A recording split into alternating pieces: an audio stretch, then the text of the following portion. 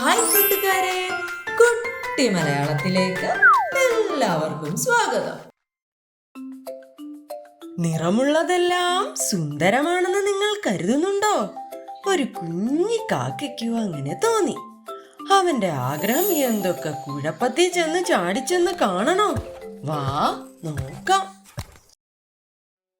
പണ്ടങ്ങ് ദൂരെ നീലപ്പുഴയുടെ തീരത്തുള്ള ഒരു വലിയ മൂവാണ്ടൻ മാവിൻ കൊമ്പിലെ ഒരു കുഞ്ഞു കൂട്ടിലായിരുന്നു അമ്മക്കാക്കയും അവളുടെ മകളായ കുഞ്ഞു ചിക്കുവും താമസിച്ചിരുന്നേ. അമ്മയുടെ ചക്കര വാവ എവിടെ പോയി?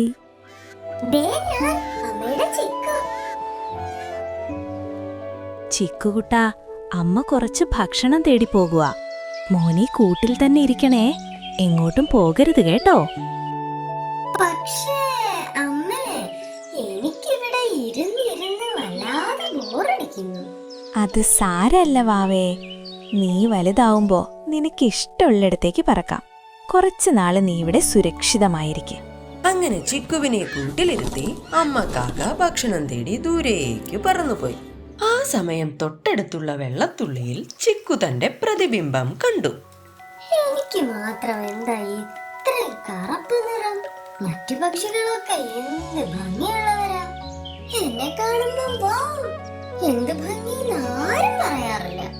എങ്ങനെ സുന്ദരിയാകുമെന്ന് കണ്ടുപിടിച്ചിട്ട് തന്നെ ബാക്കി കാര്യം.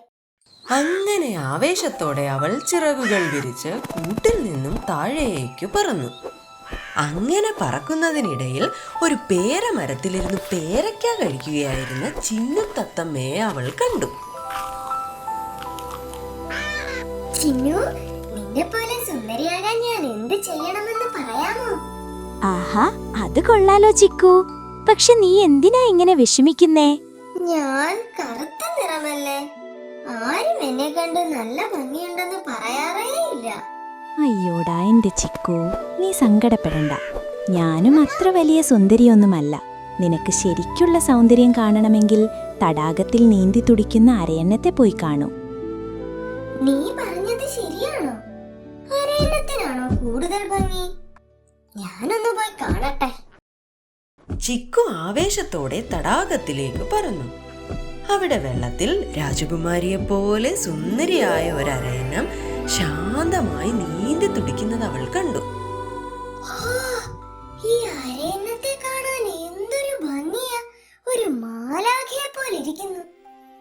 ഹേ സുന്ദരിയായ അരയന്നമേ, നീ മുത്തുപോലെ തിളങ്ങുന്നല്ലോ. എങ്ങനെയാണ് നിന്നെ പോലെ സുന്ദരിയാകുന്നതെന്ന് എനിക്കൊന്ന് പറഞ്ഞു തരാമോ? നന്ദി കുഞ്ഞു ചിക്കു. സൗന്ദര്യം എല്ലാവർക്കും ഒരുപോലെയൊന്നുമല്ല. ചിലർക്ക് എന്നെ ഇഷ്ടമാണ്, എന്നാൽ ചിലർ പറയുന്നത് എനിക്ക് വെറും വെള്ള നിറം മാത്രമേ ഉള്ളൂ എന്നാണ്.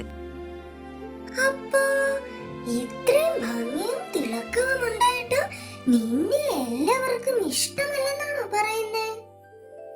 അതേ ചിക്കു, ഈ ഭംഗിയുള്ളതുകൊണ്ടാണ് വേട്ടക്കാരെ പേടിച്ച് എപ്പോഴും എനിക്ക് ഈ വെള്ളത്തിൽ തന്നെ കഴിയേണ്ടി വരുന്നത്. ഭംഗിയുള്ളതുകൊണ്ട് മാത്രം ജീവിതം സന്തോഷകരമാകില്ല. എല്ലാവരാലും ആരാധിക്കപ്പെടുക എന്നത് അത്ര എളുപ്പമുള്ള കാര്യമല്ല.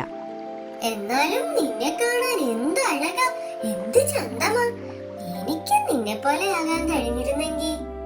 സൗന്ദര്യം ഓരോരുത്തരും കാണുന്നത് ഓരോ രീതിയിലാണ്. നിനക്ക് ലോകത്തിലെ ഏറ്റവും വലിയ സൗന്ദര്യം കാണണമെങ്കിൽ കാട്ടിലേക്ക് പോകൂ. അവിടെ മയിലമ്മയുണ്ട്. മഴവില്ല് പോലെ അതിമനോഹരമാണ് അവളുടെ പീലികൾ. മഴവില്ല് പോലെയോ? അപ്പൊ അതാണ് യഥാർത്ഥ സൗന്ദര്യമല്ലേ? പോയി ചോദിച്ചു നോക്കാം. ചിക്കു, ഓർക്കുക, സൗന്ദര്യം ചിലപ്പോൾ വലിയ പ്രശ്നങ്ങളുണ്ടാക്കും. സൗന്ദര്യം കൊണ്ട് പ്രശ്നമോ? അതിപ്പോ എങ്ങനെ ഉണ്ടാകും? അങ്ങനെ മയിലമ്മയെ അന്വേഷിച്ച് ചിക്കു കാട്ടിലെത്തി. പെട്ടെന്ന് അവൾ ആ കാഴ്ച കണ്ട് അത്ഭുതത്തോടെ നോക്കി നിന്നുപോയി. മഴവിൽ വർണ്ണങ്ങളാൽ പീലി വിരിച്ച് തിളങ്ങി നിൽക്കുന്നു സാക്ഷാൽ മയിലമ്മ.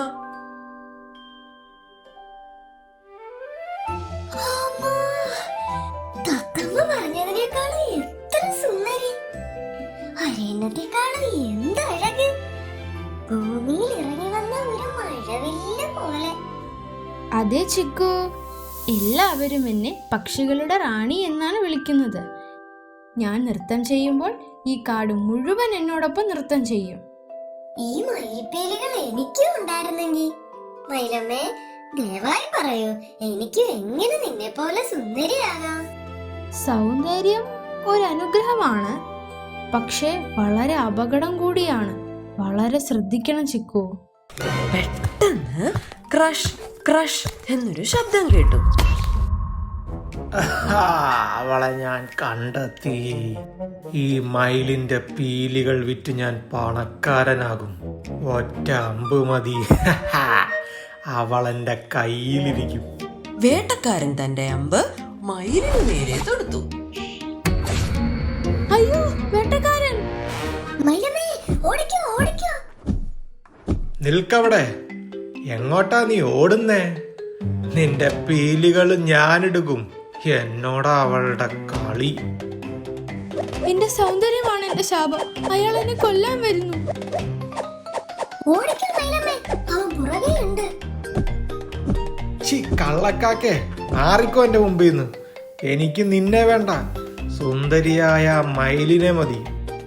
ഇല്ലടാ, ഞാൻ സമ്മതിക്കില്ല. ആ പീലി കണ്ട് നീ മോഹിക്കണ്ട. മാറിപ്പോയില്ലെങ്കിൽ നിന്നെ ഞാൻ തീർക്കും. ചിക്കു, ചിക്കു, രക്ഷയ്ക്ക്! ഞാനിനി എന്ത് ചെയ്യും? ആ പാറക്കെട്ടിനിടയിലേക്ക് പോ.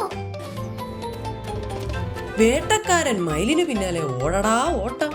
പെട്ടെന്നൊരു മരത്തിന്റെ വേരിൽ തട്ടിപ്പിടും. ദാ കിടക്കുന്ന നിലത്ത്. അയാളുടെ അമ്പും മുല്ലും ഒടിഞ്ഞുപോയി. ഛേ, ആ നശിച്ച കാക്ക ഇന്നത്തെ എന്റെ ദിവസം കളഞ്ഞു. ദേഷ്യത്തോടെ അയാൾ കാട് വിട്ടുപോയി. കാട് വീണ്ടും ശാന്തമായി. അങ്ങനെ മയിലമ്മ രക്ഷപ്പെട്ടു. നന്ദി ചിക്കു, നീ എന്നെ രക്ഷിച്ചു. നീ ഇല്ലായിരുന്നുവെങ്കിൽ അയാൾ എന്നെ പിടിച്ചോണ്ട് പോയേനെ.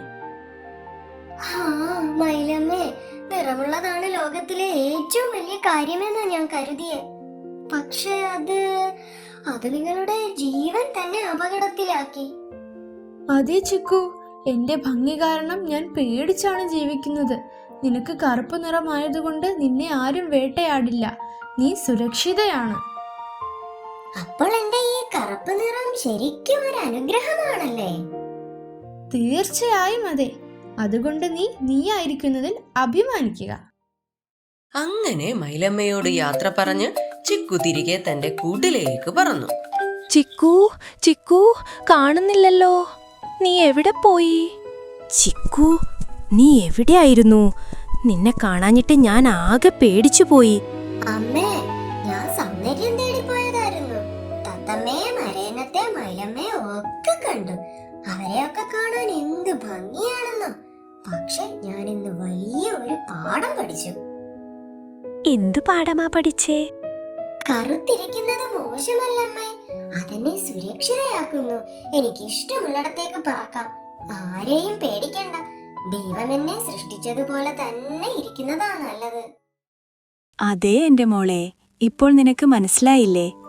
യഥാർത്ഥ സൗന്ദര്യം നിറത്തിലല്ല, നമ്മുടെ ഉള്ളിലെ നന്മയിലും പ്രവൃത്തിയിലുമാണ്.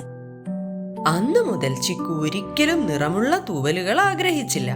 അവൾ തന്റെ കറുപ്പ് നിറത്തിൽ അഭിമാനിച്ചുകൊണ്ട് സന്തോഷമായി ജീവിച്ചു. മക്കളെ, ഓർക്കുക, നമ്മുടെ കുറവുകളെ കുറിച്ച് ഓർത്ത് സങ്കടപ്പെടാതെ നമുക്കുള്ള കഴിവുകളിൽ സന്തോഷിച്ച് മുന്നോട്ട് പോവുക.